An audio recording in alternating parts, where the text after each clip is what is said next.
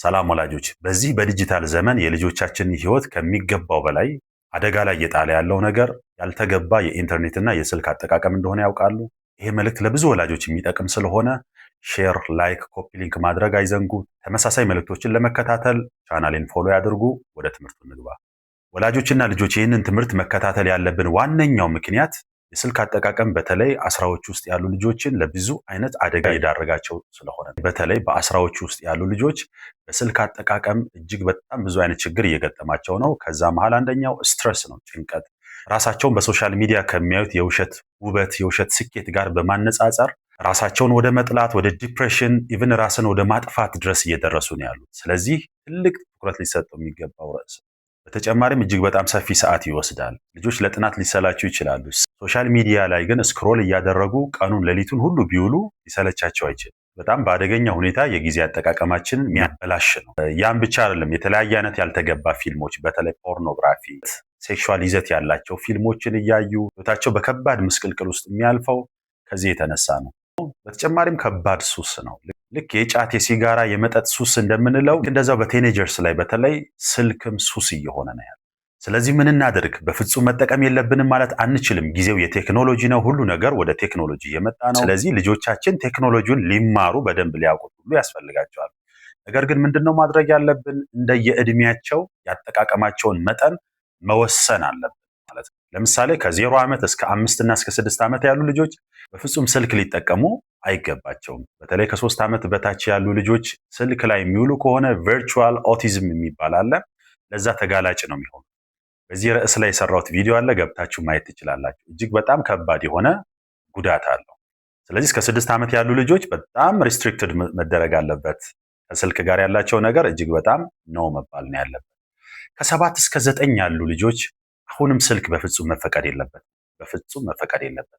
ምናልባት ግን ከትምህርታቸው ጋር የተያያዘ ነገር ከትምህርት ቤት በቴሌግራም ሊላክላቸው ይችላል፣ የሚነበቡ ነገሮች እነሱን ማውረድ። ያን ብቻ አይደለም፣ በቤተሰብ እጅ ላይ በቤተሰብ ኮንትሮል አንዳንድ ትምህርታዊ የሆኑ ነገሮች በቤተሰብ ቁጥጥርና በቤተሰብ እጅ ላይ ሆኖ አጭር ጊዜ ሊጎዳቸው በማይችል መንገድ ሊያዩት ይችላሉ። በግላቸው በፍጹም ሊፈቀድ አይገባው።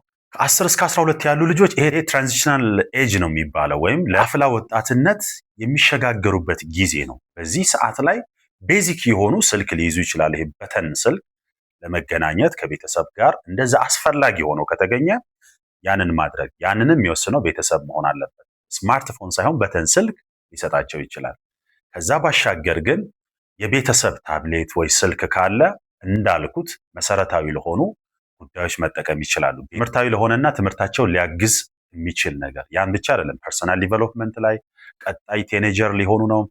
ለዛ የሚያዘጋጃቸው ትምህርቶች ሊሆኑ ይችላሉ። የሶፍት ስኪሎች ሊማሩ ሲፈልጉ የቤተሰብን ስማርትፎን ወይም ደግሞ ቤት ውስጥ ታብሌት ካለ እሱ ሊጠቀሙ ይችላሉ። በቤተሰብ እይታ ውስጥ ግን መሆን አለባቸው። በዚህ ሰዓት ሶሻል ሚዲያ፣ የግል አካውንት የምናምን እንደዚህ በፍጹም ሊፈቀድ አይገባውም። ከምታስቡት በላይ ነጋቸውን የሚያጨልም ስለሆነ፣ ስለዚህ ወላጆች በትኩረት ይህንን ነገር ልትከታተሉ ያስፈልጋል። ያም ብቻ አይደለም፣ እጃቸው ላይ ስልክ ከሆነ ለብዙ ነገር ይዳረጋሉ። ወላጆች ከምታስቡት በላይ የአሁኑ ልጆች እጅግ በጣም ብዙ ነገር ያውቃሉ። ለምን? ስልክ ሲይዙ ዓለምን ነው የያዙ። ሁሉን ነገር አክሰስ ያደርጋሉ። ኢንተርኔት ካለ፣ ስልክ እጃቸው ላይ ካለ ዓለምን አክሰስ ማድረግ ይችላሉ። ምንም ነገር ቢጠይቁ ይሰጣቸዋል። ከ13 እስከ 15 ያሉ ልጆችን ግን ስማርትፎን ልንሰጣቸው እንችላለን። ከብዙ ህግጋቶች ጋር ከብዙ ቁጥጥር ጋር የራሳቸው ስልክ ሊይዙ ይችላሉ። ነገ ወደድንም ጠላንም ስልኩንም ምኑንም በራሳቸው ሊኖሩት ነው። የሚመጣው እድሜ በራሳቸው የሚቆሙበት ስለሆነ የስልጠና ጊዜ እንደሆነ ነው መታሰብ ያለበት። በራሳቸው የዲጂታል ዓለሙን እንዴት ኮንትሮል ማድረግ እንደሚችሉ፣ እንዴት በዛ አይነት ነገር ዶሚኔት መደረግ እንደሌለባቸው የሚሰለጥኑበት ነው። ስለዚህ ስማርትፎን አክሰስ ቢያደርጉ በዚህ ሰዓት ላይ እንደ ሰልጣኝ ነው መሆን ያለበት። በዚህ ሰዓት ላይ የራሳቸው የተለያየ ሶሻል ሚዲያ የግል አካውንት ባይኖራቸው ይመረጣል። ቤተሰብ ጥብቅ የሆነ ክትትል ሊያደርግ ያስፈልጋል። ሶሻል ሚዲያ አጠቃቀማቸው እንዴት ነው? ጊዜያቸውን እየበላ ነው? አዲክሽን ሆኖባቸዋል? ሌላ ነገሮችን እያዩ ነው ወይ? በደንብ ልናያቸው ልንከታተላቸው የሚያስፈልግ ሰዓት። ቀድሜ እንደተናገርኩት ከትምህርታቸው ጋር የተያያዙ ብዙ ነገሮች አሉ። ፐርሰናል ዲቨሎፕመንት ያስፈልጋቸዋል። ከቴክኖሎጂው መራቅ የለባቸውም። የሚመጣው ዘመን ሁሉ ነገር ከቴክኖሎጂ ጋር የተያያዘ ነው። ስለዚህ የትሬኒንግ ጊዜ፣ ስልኬን እንዴት መያዝ አለብኝ፣ የኢንተርኔቱን ዓለም እንዴት ሃንድል አድርገው የሚለውን በዋናነት የሚማሩበት ጊዜ እንደሆነ ልናስረዳቸው የስልክ አጠቃቀማቸውን ኢቭን በየሳምንቱ ኢቫሉዌት ማድረግ መነጋገር ሁሉ ሊኖርብን ያስፈልጋል። ከ16 በላይ የሆኑ ሲመጡ ከዚህ በኋላ ልንጫናቸው ልንይዛቸው አንችልም። ምንድን ነው ማድረግ ያለብን? ትረስትና ሪስፖንሲቢሊቲ ነው የምንሰጠው። እምነትና ኃላፊነትን ልንሰጣቸው ያስፈልጋል። አምናሃለሁ፣ እንደዚህ እንደማትሆን አምናሃለሁ ብለን ይህንን ልናሳያቸው ያስፈልጋል። ያ ግን ብቻ አይደለም።